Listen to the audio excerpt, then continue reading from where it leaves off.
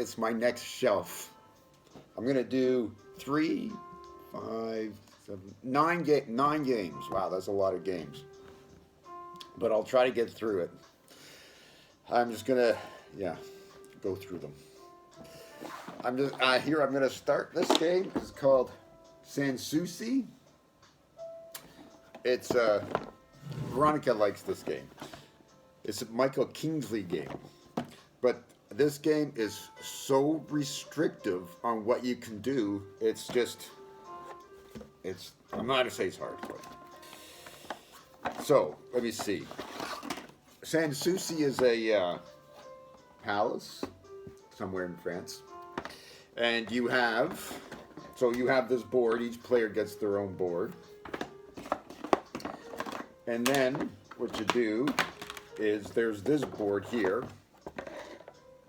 You see that? They have different colors down the middle. That's the only thing that really matters. And you get 2, 4, 6, 8, 9 of these guys. They're your nobles. They go at the top of this board. Then what you do on your turn is you play one of your cards. So your cards are like, this is a fountain, and you can see there's a fountain right there. So if you play this fountain card, you can take a fountain token. If it's on the board, this is what a fountain token looks like. So these are placed randomly on this board here.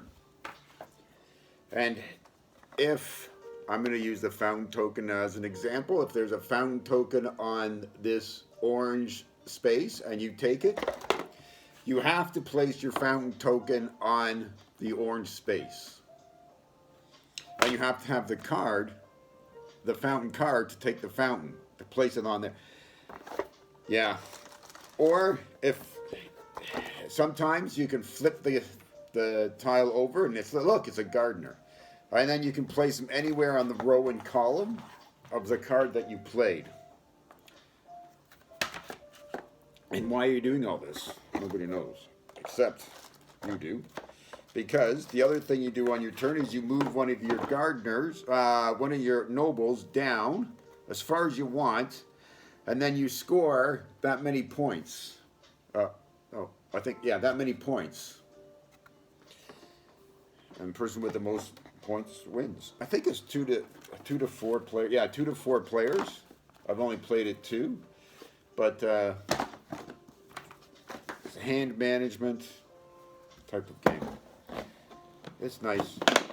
Veronica likes the artwork. Isn't it pretty? This is Sanssouci.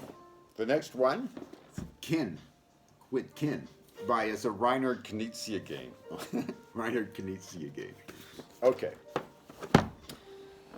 So, this game, it's a racing game. It's a race game. It's a race to get out all of your pagodas. You have like 50,000 of them. Less for the amount of players is 2 to 4. If you're playing with 2, you play with all of them. There's like 24 or something. And you have this humongous board. Look, I'm going to show you. So, a humongous board. Well, it's not that big, I guess. And it's double-sided.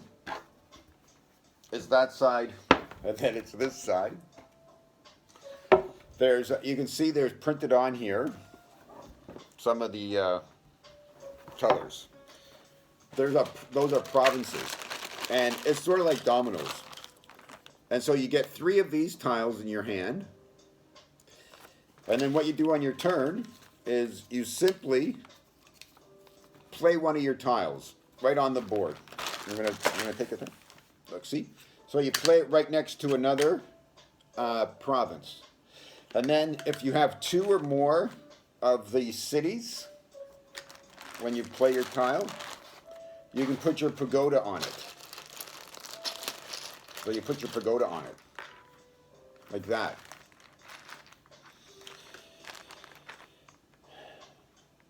Then, if you play another tile, and you put it there, say, Now you have 5, your province is 5 cities large. You can place a pagoda on top of it.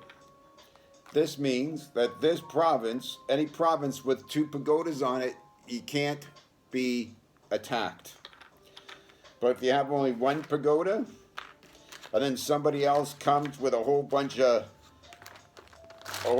red things, say, and they connect, and they happen to have like more pagodas than you do, they take over your province. They remove your pagoda and replace it with one of theirs. And there's also neutral territories that you put your pagodas on if you want, if you're able to. And there's other rules too. Like you, well, I don't know. I don't remember. I don't remember what they are. But it's a race to get your pagodas out. Whoever gets their last pagoda out on the board, he wins. That's it. That's the game. It's very simple, but it's fun. It's a race. Okay. Everybody knows this game. Look at it. It's called Ticket to Ride.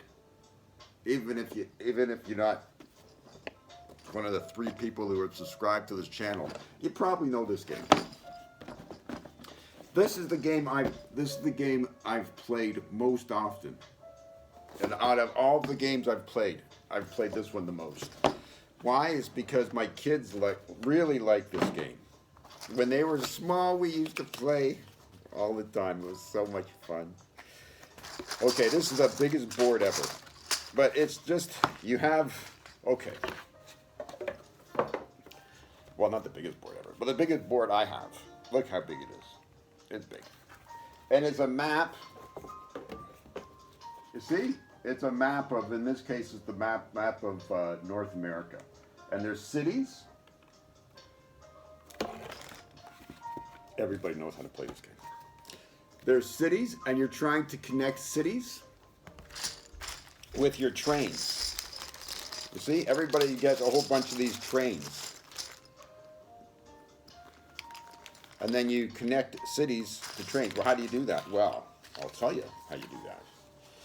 You get cards, you see? Okay, so for example, in order to connect from Seattle to Helena, you need 6 yellow cards, which look like this. You need 6 of these. Once you get 6 cards, you hand them in, and you put your trains there, pew, pew, pew, pew, pew, pew, and then you connect it. There's only one person that can connect use this route. So it's kind of you have to get your trains out there pretty fast. And then you get points for the length of connection length, but that's minor. What you're really trying to do is you also get these are called destination tickets. If at the end of the game, in this case, if you connect San Francisco to Sault Ste. Marie, you get 17 whole entire points. But if you don't make that connection by the end of the game, you're going to lose 17 points. Yeah. So you want to do that. So what do you do on your turn? You only do one thing. This is what makes games really family friendly. You do one thing on your turn. One action of 3. You're either going to take a card, you're either going to take 2 cards, draw 2 cards, or you're going to claim a route, like I explained before, or you're going to take more destination tickets.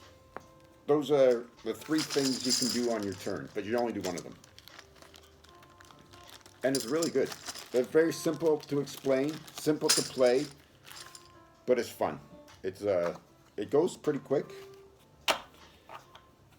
and it can be mean. Not as mean as some of the other games I have though, but it can be pretty mean. Because if you take somebody's root, it's not pretty. It can get ugly. But, I mean, the thing is, you have other ways that you can connect. You just go around. Just go around. That's what you got to say in this game. Just go around. And then, yeah, and move on with your turn as quickly as possible. Whatever. Okay, that's Ticket to Ride. Ticket to Ride. I will keep this game forever. It's that good. Okay.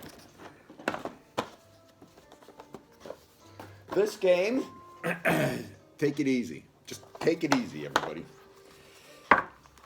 Is a game I've had forever. I bought this game, Take It Easy, because it involves math. And when my kids were little, I said, hey, if you're going to play a game, you might as well learn math.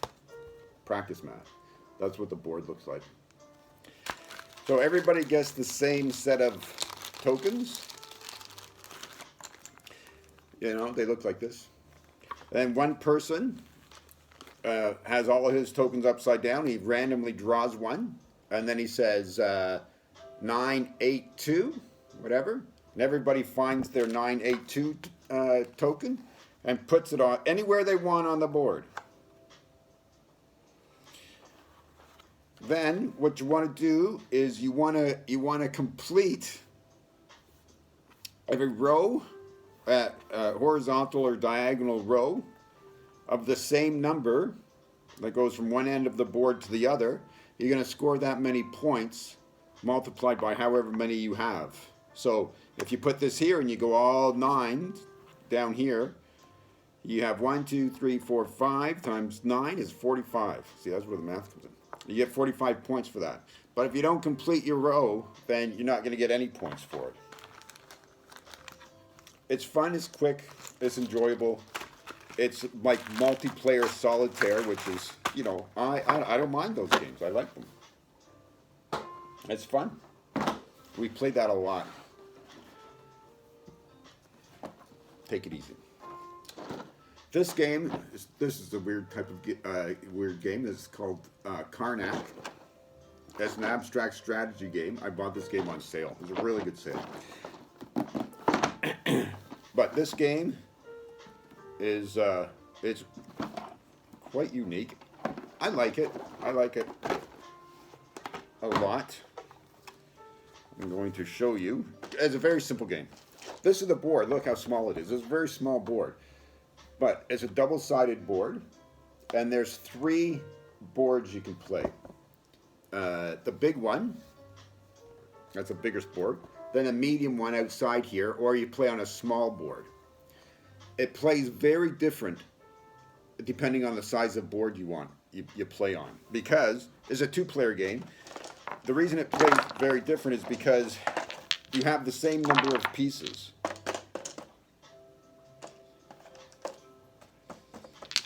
I think 28 or 30 pieces or something. And they're all the same. Look, they look like this. Okay? And then there's that piece of that piece. You're either white or red. And what you do on your turn is we usually play on the medium-sized board. You take a piece and you're going to put it on the board. You're going to put it on the board like that, like this. Okay. Then your turn's over. That's it. Then the other player has an option. He can either tilt it or pass. If he passes, he doesn't do anything. But if he tilts it, so say I was red, I placed this like this. He could tilt it like this. Okay. And now all of a sudden he's got 2 points on the board, sort of points.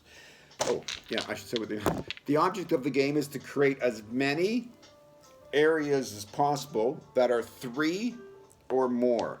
So this is an area of 2. And his turn, if you tilt it over, you get to play. So you take a piece and you put it anywhere on the board you want. In this case, you might put it here. You see, so that's a group of 3. So that would be 1 point for him. But of course, then it's the other player's turn, and he goes like that, and he tilts it. You're trying to get as many group of threes as possible, because whoever has the most groups of three will win. But it's really difficult. It's fun. The pieces are really nice. They're like the pieces in Hive. Yeah, they're really good pieces. They're fun to play with. It's a good. It's not my favorite abstract strategy game, but you know, it's fun. It's quick. It's thinky. I have many abstract strategy games. Okay, so including this one, Through the Desert. Oh my gosh. Okay, so you know, you can't really be mean in life because people don't like mean people. But in games, you're expected to be mean. And this game, this is probably the meanest game I have. It is so mean. But it's very simple. Again, all you're doing on your turn is you're taking 2 camels and you're putting them on the board. That's all you do in the game. And the board looks like this. You see? The board is a desert. And it's made up of hexes. You see the hexes there? And there's oasis on the board, and there's watering holes on the board. And you have 5 of these 5 colors of camels. And so it takes a little bit of effort to set up or whatever, but you have your camel riders. And so what you're doing is you're creating caravans. Oh, I should show you the actual. Oh, yeah. So you're creating caravans of your rider. So everybody gets their rider like this. So this is like the green caravan of the red player. So you play it there, and then on your turn, you take any 2 camels. Any 2 colored camels you want, they can be the same, and then you add it to your caravan. That's all you do. Then it's the next player's turn.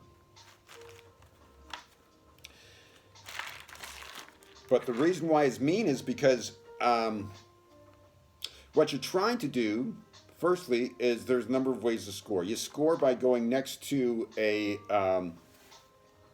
an oasis. You get 5 points for that.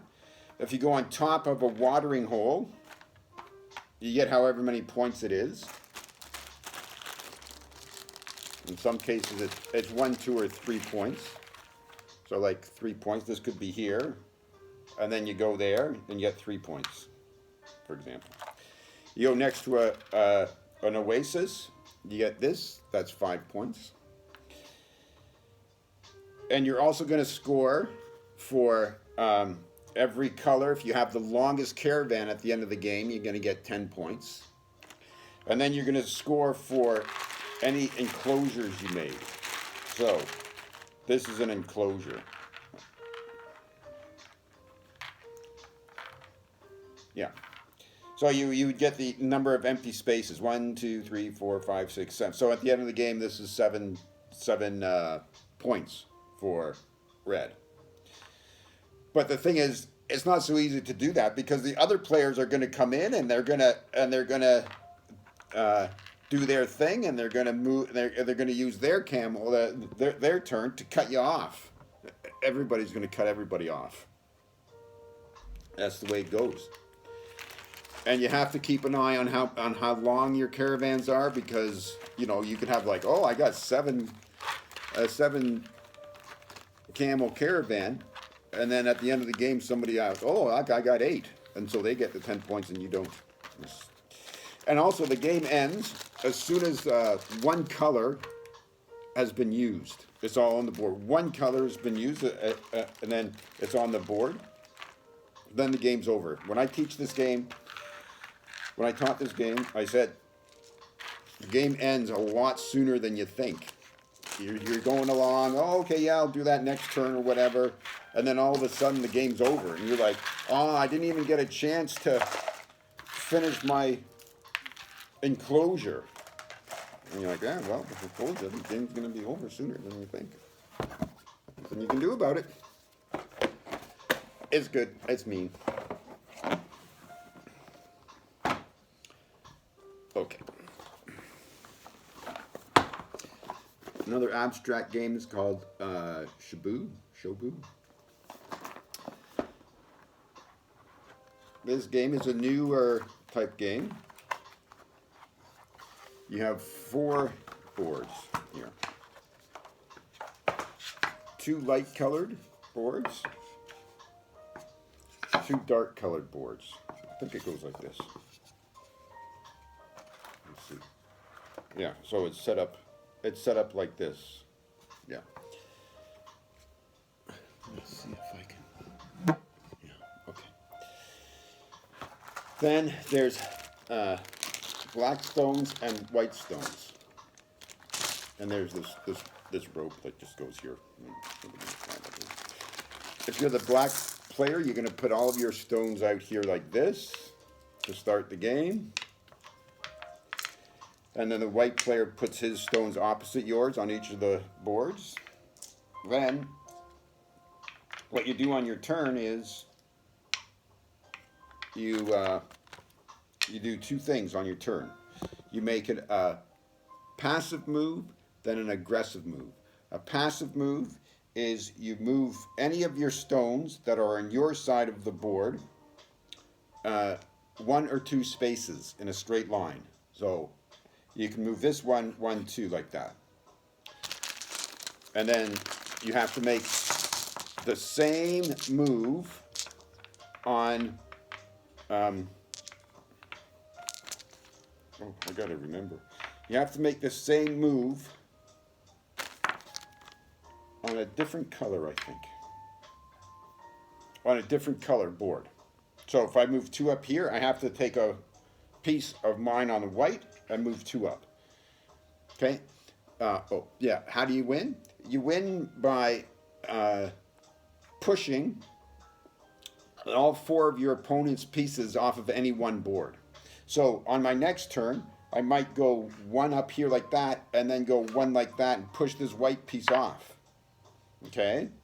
Then on my next turn, I go like that, and I go like that and push this piece off, etc. So then I go up like this, and I go like that. And then I go over like that and go like that, and then that's a win. Of course, the other player's taking turns as well, so, but you get the idea. You keep pushing your opponent's stones off of the board. It's a good game. It really is a good game. I like abstract strategy games. That's Shobu.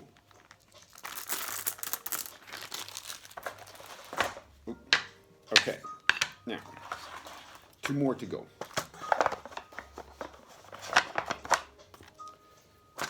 Okay. Shobu. Okay, I'm going to tell a little story about this game. Okay. So, I was in Toronto visiting my daughter, Frances. And whenever I'm in Toronto, I like to go to a board gaming store, pick up a game. So I was like, Frances, I want to pick up this game. It's called Fruit Point Salad. Frances said, why do you want to get a game called Fruit Salad? No, it's Point Salad. It was a good game. It was really good. They said they had it. So we went, me and Frances went, and we said, well, where is it? And they said, oh, it must be in the back or something. And I said to Frances, they're not, it's not in the back. They don't have any. No. And sure enough, they didn't have any. And so Frances was like, well, you got to get something. I came all the way here, and I was like, oh, okay, I guess I'll get this game. I didn't know much about it, a little bit about it, and I was like, I don't know if it's good or not. But I bought it. And I'm glad I did, because it turns out it's a very good game. It's an abstract strategy game, but you play with cards. And it's just gone right up the Board Game Geek site. It's a very good game. Look, you have a cloth.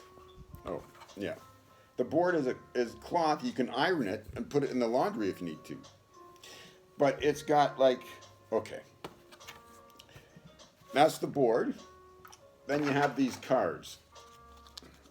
And the cards come in 6 colors, like just colors, then shapes. You know, like yellow, red. You start off with 6 cards. You start off with 6 cards in your hand. And there's 2 cards for each. There's 2 mandalas right here and here. Then you play a card. I think that's what you do. You play a card on your turn. You're either going to play it in your field. Oh, yeah, no, you can play as many cards as you want if they go into your field here on your side of the board. Or you play 1 card to the mountain, which is the middle. Okay? Once a mandala has 1, 2, oh no, that can't happen. 1, 2, 3, 4, 5, 6 colors in it. 6 colors. Yeah. You can't have the same color. Like, so if Veronica played black here, the black cards here, I'm not allowed putting any black out. So there can only be 1 color in a set, either on your side of the field, my side of the field, or on the mountain. There's only 1 color. So once you place the 6th color, you resolve the mandala. Whoever played the most in there, I know you can't see very well, on their side, gets to choose one of the all of the cards on the mountain of 1 specific color, and then they go in your scoring pile. They first of all they go on your river. This is the river part of it. And then if you don't already have that color in your river, you put one of the colors on the next space in your river, and then the other things go in your scoring pile. And your river is each numbered 1 to 6. And so what happens is every color in your river is worth the number that it's on for each of the cards of that color you have in your scoring pile. And the game ends when somebody completes their river or the card deck runs out. The deck of cards kind of runs out. You have a lot of cards. And then you take your scoring pile and you score according to what's in your river. It's a really fun game. Veronica loves this game, and it is really good. So I'm glad I bought it, Francis. Yes, it was a good thing you went with me to that store, and we bought it because it's really fun. A lot of difficult, tough choices in the game. Mandala. Okay. The last game I'm going to show you is called this. It's called, King of Siam. This game has to be one of the best designed games that I have. It is so good. I think it's like an abstract strategy game. The board is a map of Siam, which is like Thailand or something, and it's broken up into 8 provinces, and there happens to be 3 factions that are populating Siam. They come in blue. They're blue, yellow, and red. They have names, but it doesn't matter. And so you put 4 in each province to set up the game. And then each player, and then there's these province tiles that you put on the side of the board. That's just for resolution. Then every player has the same set of 8 cards. There's only 8, you only take 8 turns, at most 8 turns in the game. Because what you do on your turn is you play a card and you do what it says. So in this case, this is a 2 versus 2 card, meaning you take So if it's like this, you take two. Does that have to be the same? No, I don't think that have to be the same. You take two followers out of one province, and you replace it with one follower in the same province. They have to be adjacent in this case. And then after you play a card, you do what it says. This is what makes the game so brilliant. You have to remove a follower, a cube, from the board and put it in front of you. Yeah. And then when everybody passes, that particular region, province is resolved, and the resolution is whatever faction has the most in there. So this is 2 yellow to 1 blue and no red. So you put, in this case, you would put a yellow token on that province. If it was tied, so there's a tie, so that means that they can't decide who's going to govern that province. It's like a vote, is a tie vote.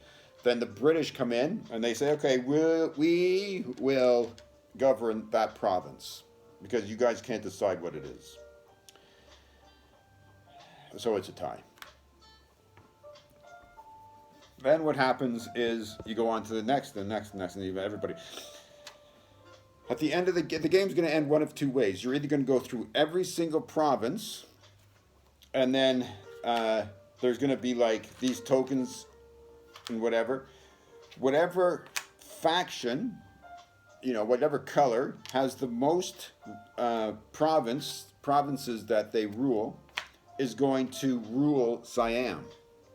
Okay? And whichever player has the most of that color,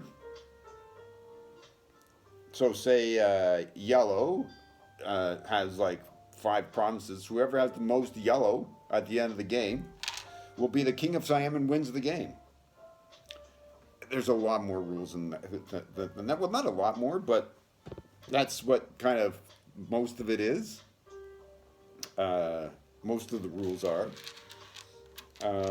Except there's ties. There's a whole bunch of ties. What happens when you tie? So tiebreakers, it usually comes down to a tiebreaker. But that's the game. You're playing a card and you remove a token from a follower from the board. It's a very simple game, but it's so good. So those are the games. Okay, move that away.